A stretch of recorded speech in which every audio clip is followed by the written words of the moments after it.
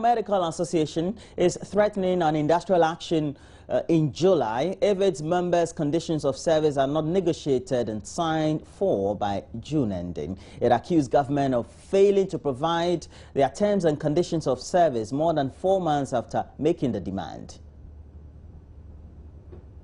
The Ghana Medical Association says in a communique issued at the end of the 56th Annual General Conference of the Association in Takoradi last year, it drew government's attention to the fact that its members working with the Ministry of Health were without conditions of service. According to the GMA, government has remained unconcerned about the applied. At a news conference Sunday, the doctors said the public must not blame them if they withdraw their services after June. President of the Ghana Medical Association, Dr. Kwabena Opoku-Edu, says their patients have been stretched beyond the normal by government. The GMA holds government to its earlier promise to meet the deadline. The National Executive Council hereby affirms that the GMA stands by its 30th June 2015 deadline. The GMA would like to communicate the following roadmap to its members, government, and the general public. 1. All members should look out for regular communication on this subject from the National and Divisional Secretariat. 2. All members should attend monthly divisional meetings beginning Friday, 5th June 2015 for sensitization and planning towards the deadline. 3. There will be a National Executive Council meeting of the GMA in the next couple of weeks to assess any developments. 4. The divisional executives of the association in the various regions will continue to engage the general public on this subject. The general public and all stakeholders should take note of the fact that the GMA has been patient enough and therefore should hold government responsible for any disturbances in the industrial front after this deadline. Richard Kojunakon's report for Joy News. Complete eradication of HIV/AIDS, reduction of mother-to-child transmission, and addressing stigmatization will be one of the top discussions at this year's Global Summit of Mayors taking place here in Ghana's capital, Accra. The mayors will be renewing their commitment to the 2014 Paris Declaration on HIV/AIDS. In signing the 2014 Paris Declaration, the mayors committed themselves to putting their cities to ending the AIDS epidemic. Those commitments include the UNAIDS 90 targets, which will result in 90% of people living with HIV knowing their HIV status. 90% of people who know their HIV positive status on antiretroviral treatment, and 90% of people on treatment with suppressed viral loads, keeping them healthy and reducing the risk of HIV transmission, as well as mother-to-child transmission. This year's summit will look at renewing these commitments. Mayors signed the Paris Accord on HIV/AIDS. We will be looking at that. How far have we gone from where we were when we signed the accord? And so we will renew our commitment towards dealing with HIV/AIDS and its eradication. Are there any special reasons why we are focusing on HIV/AIDS? We are not focusing on just on HIV/AIDS, but HIV/AIDS is important. Because people are discriminated against when they have HIV. People have when they have HIV, they cannot be inclusive in so many things. So we are seeking that recognition for the elimination and getting to zeros in people with HIV, and then reduction in HIV from mother to child transmission, and then people with HIV, we want to reduce the numbers. So that's why it's one area of focus. We want to see how Accra is doing, how Lagos is doing, how New York is doing, how other cities in Africa and diaspora are doing. And then we look at other areas as well: socioeconomic development, youth employment, building skills for our youth, creating gender balance for our women. The World Summit of Mayors is scheduled to take place in Accra from June 1 to 3, 2015. The summit is themed Economic Empowerment Between Africa and the Diaspora. Workers at the West Hills Mall in Accra still live in fear a week after a robbery incident there, as workers contend security personnel at the mall are not enough or adequate to keep the premises safe. Abigail Adumakointri visited the mall and reports patrons are also equally dissatisfied with security arrangement at the premises. Managers of Silverbird were not around when the news team arrived at the West Hills Mall. Attempts to get an update from the Silverbird workers on the incidents proved futile. Management of the West Hills Mall and that of Silverbird both refused to talk to me, and they rather showed me the place where the incident happened, although they declined any video coverage. For what I saw, I can only say that they have beefed up security around the premise where the incident happened, and the place had been cordoned off, and also the blood stains from the victim had been cleaned. But I also saw that the door leading to where it happened had been developed in such a way that you can lock from both inside and out. Initially it wasn't so. You could only lock from inside, and you would need a key to open it when you are inside, and when you get in it just locks, but with the key you can open it to go out. But when you're coming from the outside you can just open and enter. So that is why the police could arrest the two armed robbers. But would this save the situation? Is the beefing of the security around there enough to save clients who come to the mall, or even those who have their shops inside the mall? We'll find out. Business was going on as usual at the mall. Several patrons trooped in to shop. Memories of the incident were still fresh on their minds, questioning the mall's safety. So for me, in fact, at the beginning, I got scared coming here because my mind took me back to an incident that happened in Kenya also, where one Ghanaian lost his life. So actually I was really scared coming here, but then I said, okay, let me give it a try, because there are certain things I usually buy here. So I decided to come here to shop, but I don't think I'll be coming here to spend much time like I used to do. I had wanted to come with some friends. They raised that issue, and because of that I had to come alone.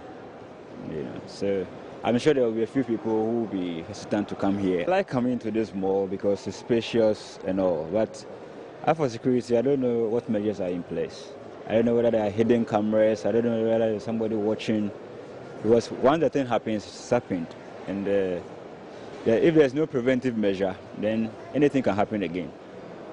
I see one or two security men around. You think it's not enough? When it comes to robbery, I don't think the presence of security can do anything much. Once they decide to rob, they can sneak in the shop, take the money and walk out. Others disagreed. I feel safe, very safe, How do you see security around? It's very tight now. I think they are working, they're cool with that. So it means you keep coming? Yep, I'm gonna keep coming. For some businesses in here, the incident had no dire impact on their sales, but remained dissatisfied about security. Sales is just normal. Even on Monday, we were expecting it to affect sales, but it was just normal. It was a holiday and the place was busy. Generally, what do you make of security at the mall? Is it okay for you? Well, I don't think it's the best. Because even at the car park, I'm expecting to see policemen and security guards around, but that's not always the case, especially in the evenings. I park my car at the car park, and sometimes there's nobody there to even check here. So I think they can do something about it. It can be better than that. They should still intensify stuff, because at least we've been threatened before and it could happen again. At the car park, they are very just at the entrances, but sometimes there is heavy police patrols. Was it after the incident? No, way before the incident. It's not okay. They could do better. The West Hills Mall officials, in response to the security concerns, told Joy News off camera they have intensified security after last week's robbery incident and has engaged the formed police unit of the Wager Police to patrol the premises. While CCTV cameras have been installed all over the mall, working 24 hours, officials also add that they are in talks with the Ghana Police Service to establish a permanent police post at the mall. Officials meanwhile say the Silverbird staff who was shot is well and back home, adding the trial of the two suspects arrested will start from Monday, June 1. Abigail Adumakointri for Joy News. And we'll bring you the latest as and when we're able to get officials of the mall to talk to. But talking about safety, etc., is a subject of fires, because after battling a series of fires in many public places, the Ghana National Fire Service is embarking on a fire assessment exercise, and this is going to be organized across the country. Well, they're starting from Greater Accra, and the exercise is aimed at gauging the National Fire Service preparedness for fire incidents in high-rise buildings. It will also assess all high-rise public structures for fire safety compliance. Capital City is flooded with skyscrapers, some reaching as high as 15 stories. Aerial view of the city shows how these buildings beautify the landscape, but occupants in such structures could suffer severely should they be caught in a fire. These high-rise structures may not satisfy all fire safety requirements, or that the fire service may not have the equipment to reach the last floor or wherever occupants may be.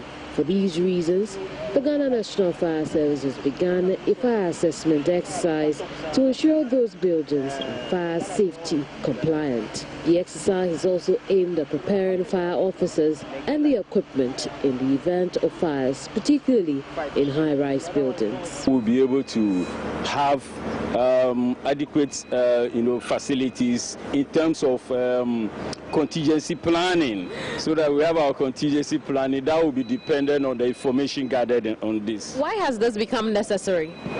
It is necessary because you need to be proactive in whatever you are doing. So what we are doing here is, first of all, to have a clear picture of what is on the ground. So we don't wait till the actual situation happen before we come in and he realizes that we do not have what it takes to do the rescue and firefight. The first of these exercises, which took place at the head office of Societe Generale, caught the attention of many onlookers who thought it was a real fire. Mr. Anaglate advises managers of public buildings to make certain their structures meet all fire safety requirements. If we come to emergency situation in high-rise building, there are three things that you need to have in mind. The first one is ensuring that the building has what it takes in terms of rescue, firefighting.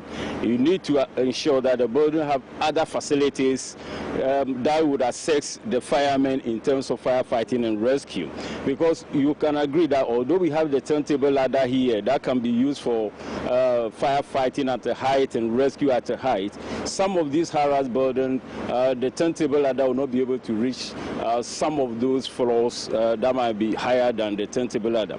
But when you have facilities in the building, in the high-rise building, then you'll be able to inculcate in the operational exercises that you are doing. The fire assessment exercise is expected to be replicated in other parts of the country. The Awomafia of Anglon, Togbi Sri III, has warned contractors who delay projects unnecessarily in its traditional area that the contracts could be abrogated. Well, Togbi Sri III issued the warning after inspecting some projects being undertaken by the Municipal Assembly in his area. I was so much impressed about the renovation cost, renovation done on the bridge, because previously I visited the place and I found the place to be a death trap to people living in the environment. We appealed to the government, and the government immediately listened to our requests and came into our aid.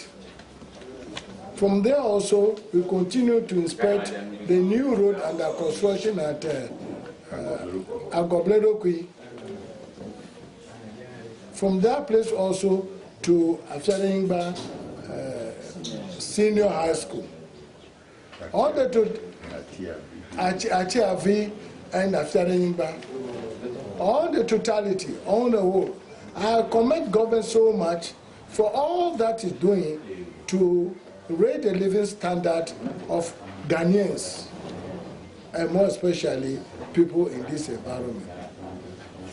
It will be a mistake to suppose that government is not doing anything for us. We must let people know how far government has gone to improve structures in our area. The Awamafia, together with some divisional chiefs and the MCE, inspected construction work on the abandoned two-story dormitory for the Keta Health Assistance School. The team also inspected construction work on a one-unit two-story facility that will house 14 stories, 2 banking halls with facilities in the Angoga market. The project, funded by the Urban Grant from the World Bank, is costed at about 490 Ghana cedis and is expected to be completed by the end of 2015. Togbi Sri and his entourage inspected work on a 6-unit classroom block at the Salo Basic School, being constructed at the cost of 390 Ghana cedis. Funds were made available for the project through the District Common Fund. Works on the Blemasado Agobidokwi Road, which is about 90% complete, was also inspected, including other projects in the education sector. Rehabilitation works on the Galusota Bridge had been completed. Togbi Sri was delighted at the progress of work, stating it will help revamp economic activities in the area. However, residents have extended their appreciation for the project. Simon Agbeklo spoke to Joy News. At first, the bridge was not good, but it has been reconstructed. If things will go on like this, it will help us. We are very happy government has reconstructed it for us. The MCE, Sylvester Tonyava, noted the Assembly aims at increasing internally generated funds to aid undertake more developmental projects to make the municipality more economically viable. It is all about hard work. When we took over as a government, as a municipal chief executive, we realized that Common Fund cannot do anything. So, as a staff, management has decided that whatever funding that is available, we need to reach out to it. So this DDF and then Urban Grant, when they were introduced, in 2008 we failed. It was a shock to all of us. So we put in measures that subsequently, since 2009 to date, we've been qualifying for DDF and also Urban Grant. And that has actually made available resources that we are investing into projects that we have seen today. Well, with one area having a facility, some others don't have, because the lack of proper drainage system is making the lives of residents of Sanko and Winneba miserable. Flooding has currently become a common feature here at Sanko, and residents are also appealing to government to construct a proper drainage system for the township as part of the ongoing construction of the Sanko Kwekrum Ojobi Road. Winneba has had its share of bad roads. Although residents are happy the main Sanko Kwekru road is under construction, they say a drainage system would help complete the project. The residents want government to pay attention to the infrastructural development of the area, as promised during the last election campaigns.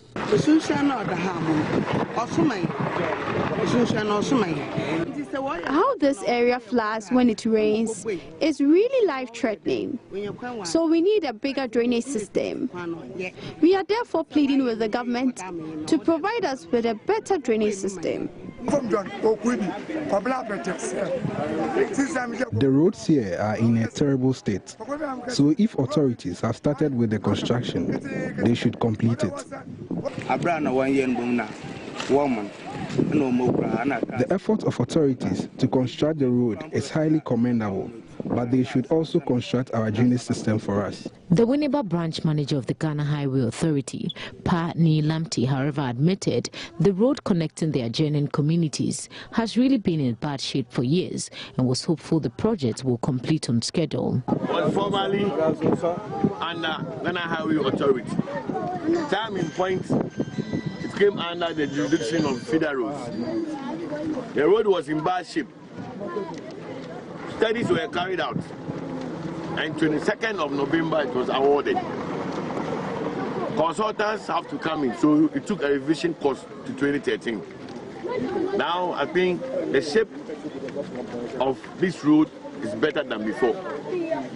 We are hoping and praying that government will embark on the vision that the people of Winneba had in demand of this road, to continue the road to Kwekrum, continue to Ojobi, and end it finally at Akoti. At the time Joy News visited the area, the workers were on site working. Residents and commuters of Pokuase are appealing for the construction of the road network to also ease movement of residents and goods as well as other services. Well, residents are also complaining of the lack of potable water for the community. Rosalind Sewa Opong was in Pokuase and has filed the next report. Pokuase is one of the fastest growing communities in Accra. The growth is, however, not commensurate to development. The road, which is one of the busiest in Accra, has been left untarred for years. Some residents and commercial drivers say the situation becomes worse when it rains, as drains get choked, resulting in flooding. The road has prevented most of us from working in the community. Sometimes, even driving from Achimota to Pokuase to Mayira, it's too tedious. The reason is the roads are not good. I don't call these things potholes. They are manholes. Interestingly, as residents battle the problem of poor drainage system, some unscrupulous persons continue to defy warnings not to build on waterways. They say human settlements there have polluted the stream, making it unsafe to drink. The residents accuse the municipal assembly of failing to act to prevent people from flouting building laws. The assembly has to be strong enough to be able to implement the bylaws. There's a law that don't build along near a stream. So if you build, it should be demolished. Laws are made to be implemented, but you make the law, it remains on paper. It doesn't help the country. So the authorities should be up and doing. We should ensure that our bylaws are implemented. Another worry for residents is the lack of a market that leaves residents no choice but to go to other communities for their needs. We need a market built in our community. The land we used to trade on was not for us. The owner has claimed it. Government should provide us with a market. A worried queen mother of the town, Nadanswani Jiete, recounts some steps she has taken to have some of the challenges facing the community addressed.